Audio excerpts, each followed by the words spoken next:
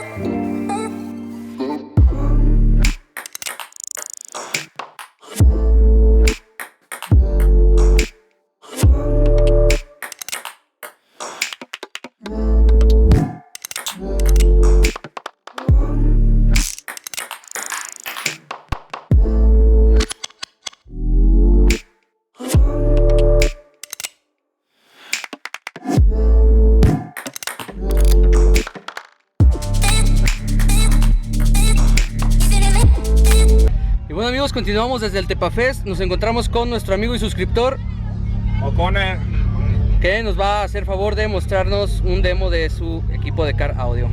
¿Con qué cuenta tu carro, amigo O'Connor? son 4 10s Pioneer, bobina sencilla, movidos por un Hyphonics 1200 watts RMS, 2 sets de medios hertz adelante y 2 atrás, y atrás 2 volcanes de medios rangos de 8 pulgadas crack. Pues bueno amigos, vamos a comenzar con este demo.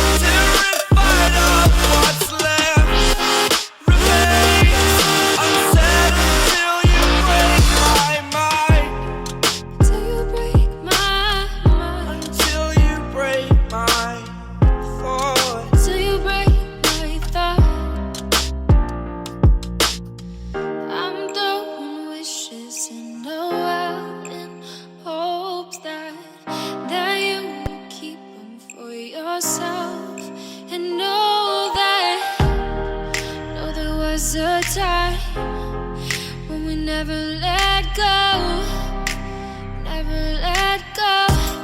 Ooh, we never let go.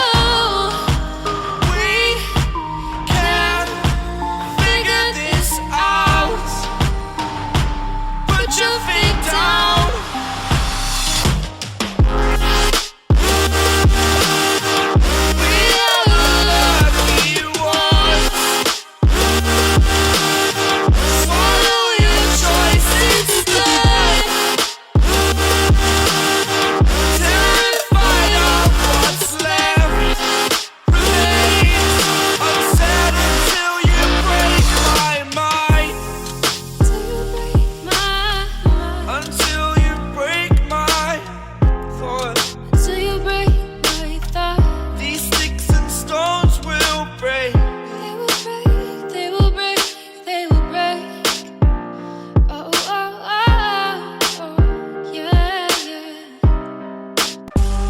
Grind all day, gonna make $1 million sound that someday. You know I'm in the rhythm when I write this way. Put me in the ground when I bite this game.